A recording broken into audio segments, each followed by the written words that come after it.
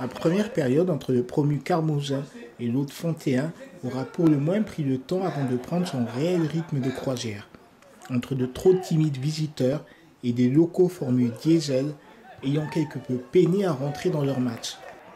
Et si Carmo n'inquiétait finalement la formation haut-garonnaise que sur les approximations de portier Kouassi, les plus franches opportunités devaient être toulousaines, les coéquipiers de Stéphane Akou apportant le danger sur le but de Barna par quelques coups de pied arrêtés de leur maître artilleur Rabi. Le meneur de jeu toulousain se créant d'ailleurs l'occasion la plus nette de la première période, juste avant que Dexter ne parvienne à conclure. Oui, qui fait souffler tout le monde et qui va remonter le moral, je vais dire, au groupe, mais surtout, et c'est encore le plus important, à tout le club, qui attendait ça depuis des semaines et des semaines.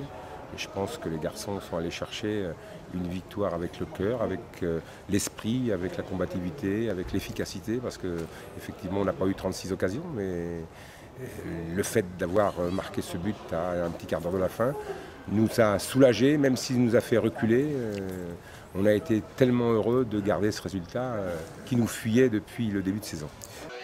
Le début de seconde période verra les Tarnais accentuer la pression sur le but de Kouassi et trouver notamment quelques solutions dans le dos de la défense toulousaine, laquelle parvenait cependant à repousser les séances jusqu'à l'heure de jeu et la réalisation de Grégory Bonnet.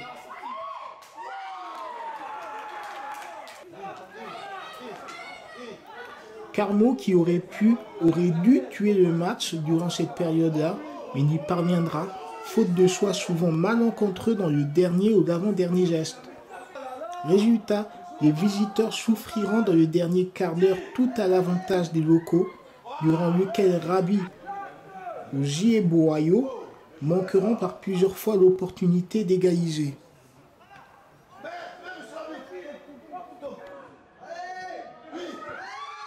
On a eu pas mal de soucis en début de saison avec pas mal de garçons qui sont revenus blessés des vacances, et qui n'ont pas pu reprendre et qui n'ont pas toujours repris.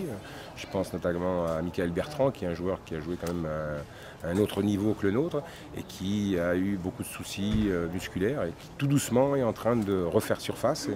Et puis on a eu Rémi Sestari suspendu, qui sont quand même des poutres du groupe et qui effectivement nous ont manqué, avec quelques autres garçons absents. On a depuis le début de saison plus ramé pour faire un groupe que jouer sur la véritable concurrence. Mais ça va arriver et c'est très bien que ce résultat réchauffe le cœur à tout le monde.